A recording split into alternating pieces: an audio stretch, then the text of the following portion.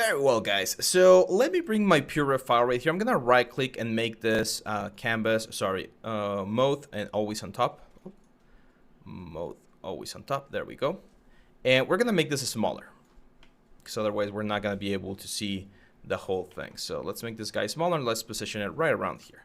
So this next stage is what I like to call the proportion blocking, which is, okay, we got this like a Gumby sort of thing, like a very basic clay armature, very basic construction, but they will be good if we can start like defining some interesting parts of the character and making sure that we're obeying the sort of like proportions rules that we talked about in the first video of this chapter. So I'm gonna use my move brush here and I'm gonna go to the head. And the first thing I'm gonna do is I'm gonna push the head out and start creating the sort of like blocking that we have. Now, I just noticed a very bad mistake that I made here, but I'm going to show you how to fix it. What was my mistake? This guy is facing back, because this guy is telling me that the front is on this side. No problems. Let's just go to the front view, or to the top view. I'm going to go to R and just rotate this with Shift and 90 degrees so that it's facing forward. There we go. So as we've mentioned, usually the chest is going to be pushing back, and then the neck is going to be coming in this sort of like direction from the chest, and we're going to get the head on the top part. So I'm going to grab my move brush, make it really, really big, and I'm going to push the back so it's a little bit flatter. Usually when we see the back of the character, the back tends to be really, really flat, and you can see the neck like pushing right around there. Also, I'm going to remove a lot of volume here from the chest just now. I want to kind of like debuff him for just a second, and we're gonna get this character right here. Let me show you real quick. There's a very important a male proportion graph that we use quite a bit. Male proportion graph anatomy. There we go. It's this one right here. So I'm gonna copy it. Let's paste it here in puref, and let's make it a little bit big. So this proportion graph is really important because here is where we can see again how the different volumes are playing with each other. So for instance, the butt of our character is going to be aligned with the back of our back, with this part right here where the scapulas are. Then we have this dip here on the abdomen. We see how far the chest is pushing. This is of course for a like normal human, but in this case of our Oni, who's heavily stylized, we're just going to take the same sort of like principles that we have here and push it to 11, right? So if we take this into account, it's gonna be very easy to see that we need to use our move brush, for instance, to bring all of this mass forward, or back in this case, push this in as well, and now we can inflate the chest here a little bit more. On the Oni, we can also use our move brush. Let's just do a very quick horns right here, just to give ourselves a little bit of an idea of how this thing is gonna look. Let's Dynamesh, and whoop, we get this very, very weird problem. That's very weird. Now, I think the reason why this is happening is because I rotated the character, and for some reason it doesn't like that. Let's go to geometry real quick, and I'm just gonna do a mirror and weld, and now when we Dynamesh, it should work perfectly fine. Let's try this again. There we go. So the mirror and weld is just gonna like mirror from one side to the other. It's gonna forget that it got like rotated, and now we're good. So yeah, there we go. Again, with my move brush, the thing that I want to do right now is I just want to capture like the main shapes of the character. So I can imagine that back here we're gonna have like the big trapezius muscle. I'm just gonna push the silhouette up a little bit right there, because it's a very, very bulky character.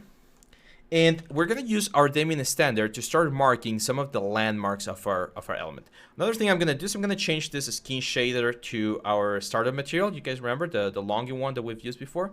So let's go right there.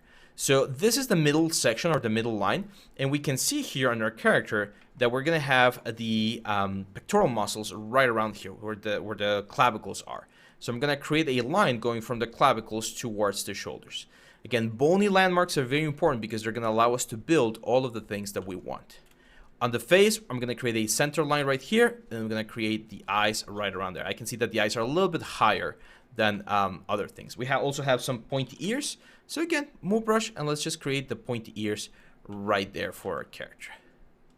If the horns are too thin, we can use a V, I, and N, which is the inflate brush, and we can inflate the horns a little bit more so they're a little bit stronger.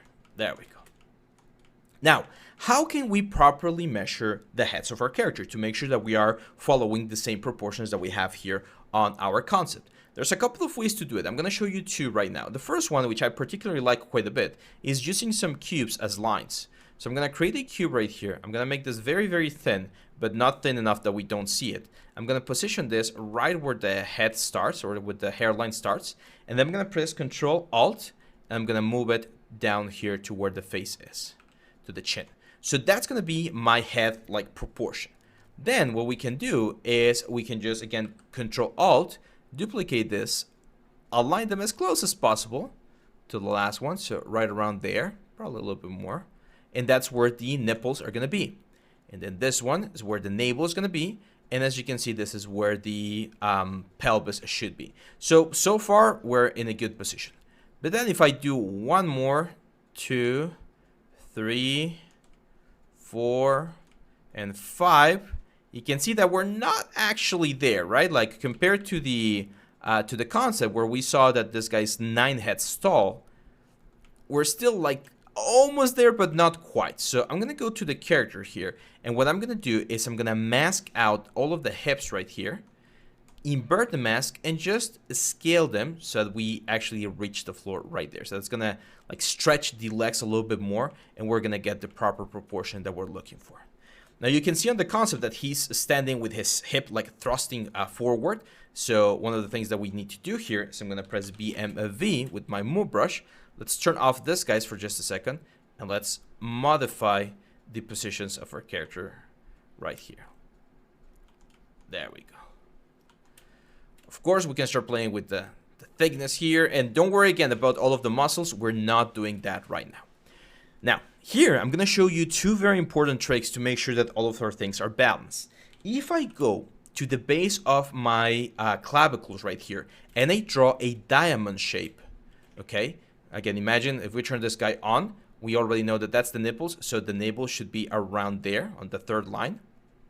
So if I draw a line from this guys to the nipples and then to the navel, we should see a very equilateral like square right here, okay? If you don't see this shape, if this shape looks too elongated or too short, then that means that your proportions are a little bit off.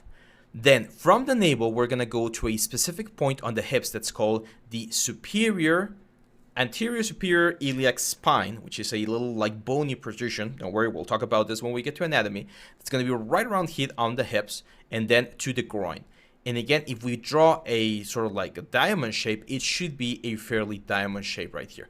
Actually, now that I remember, this should be the diamond shape and the navel should be a little bit lower. Should look like a kite. So it should be right around here. And we should get this sort of like kite shape. There we go. So that kite shape is really, really important, which tells me, as you can see here, that some of my proportions are a little bit off. What do I need to do here? Well, right now, I'm gonna ignore the little like head sizes or head count, but I can probably think that my head is a little bit too small, so I might need to make it a little bit bigger so that these things align properly to where they're supposed to align. You can also see, or actually, it's not that they're aligned like improperly. I think they're too big. So let me go into my mask lasso. I'm gonna mask everything here except for the head. And if we go up here and we scale this down, there we go. That should match the scale a little bit better. But now he looks way too short. I'm just gonna keep it like this for now, okay? So let's follow the little kite guide for now. The other way in which I can show you how to do the head proportions is by using the old transpose line. So if I go to W, you guys remember that we're right now on the gizmo. I'm gonna click on this gizmo right here, and now we're gonna be into this transpose line. And one of the cool things about this transpose line is that it works kind of like a ruler. So we got all of these points that tells us like how many units we have. Right now they're like arbitrary units. So if I just press shift and drag down, you can see that this face or the head is measuring 0.7 units. But what I can do here is I can drag a new line going from the hairline to the chin, which will be right around there. And if I go to preferences and then to my transpose units, I can set the calibration distance to 1, okay, and set the units to 1. There we go. Oh, units is fine. Nope. Sorry, I made a mistake right there. Preferences, transpose units. We're going to set this unit to 1 unit. There we go. and the calibration distance is going to be 1 unit. It's perfect. So now, as you can see, this distance is 1 unit. And what happens now, if I go, let's say, from the chin, if I start measuring from the chin down, I should be able to measure when the foreheads end, which, as you can see, the foreheads are going to end right around there. This is going to give you a more precise definition. You can see that the second head ends right there and the third head ends right there. So it's 1, 2, 3, 4, and then the main head. So yeah, this is a perfect way to also measure things. So ideally, if we measure distance, this is where the roughly where the nipples are going to be, like right around there. So you can use either one of those options to check proportions. You can use this one right here, which is the cubes. I particularly think this is a little bit easier for beginners. And if you want to use the transpose line, this is it right here. Now just keep in mind that if you want to go back to the gizmo, you're going to have to click this gizmo 3D again. And now we're back onto the gizmo. So that's the first part of the whole like proportion blocking here for a character. Again, don't worry too much about anatomy just yet. We're gonna be like modifying and adjusting that. Don't worry about the cloth either. We're gonna be focusing on all of the anatomy first, and then we're gonna dress up the character. We just want to get like the general idea of where things are. So let's keep going with some important landmarks right here. This thing right here, by the way, this sort of like kite and like square that we're gonna find right here. This is called constellation drawing. It's a perfectly good way to like find again the bony like landmarks of your character and use them as a guide to generate the rest of the element. So from the clavicles, we're going to have the humerus. The humerus is the bone that goes down the middle of the arm, right around here. And again, if you like draw an arc, you should have the navel roughly at the same distance where the elbow is. So the elbow is going to be right here. I like to create this sort of like U shape to indicate where the elbow is going to be. Then from the elbow, we're going to go towards the wrist. And the wrist is going to be in this section right here. On the front side, we're also going to have some muscles and stuff. We're going to talk about them later when we get into arm anatomy. On this side right here, we're going to have the femur, which is going to go out and then down to where we're going to have the knee. Again, I'm going to use this little shape right here. That's like a U shape to indicate myself or remind myself where the knee is supposed to be. And then we go all the way down to the ankle, which again, I'm going to sort of like divide and separate from the foot. There we go. On the back side of the character, we got, of course, the spine. It's going to be going all the way down towards the butt. And here on the upper part, we got, again, the humerus. And we got a little triangle that's called the scapula. Okay, it's going to be right around here. Of course, this character is going to have different proportions and things like that, but this is usually where the scapula is going to be. When seen from the front, we're also going to have another very, very important landmark, which is the border of the ribcage, the ribcage border. It's going to start right around here, and it's going to go around the character, and it's going to go up into the back like this. And again, that one's going to be very important because that, I think it's a little bit low actually, that one is going to be dividing the chest from the abdomen. So on the front part of our character, we're going to have these two main areas, which is going to be the chest up here and the abdomen right here. And that's it. With this done, as you can see, we have a cleaner silhouette. Let me save this real quick so that we can compare it. So this is going to be Oni 001. And if we very quickly load Oni start, you're going to see that this was the very like ugly sort of like a gumball or Gumby effect that we had right here. There we go. And now by doing a little bit of fixing on the proportions, we start to get something that resembles a lot more what we have on our concept.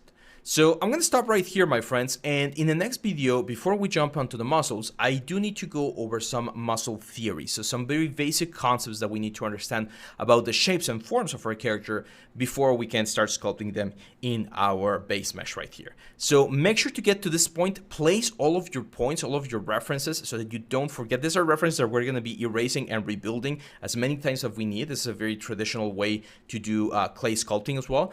And yeah. From here on out, we're going to start looking at some of the anatomy and the main forms of our characters. So hang on tight, and I'll see you back on the next one.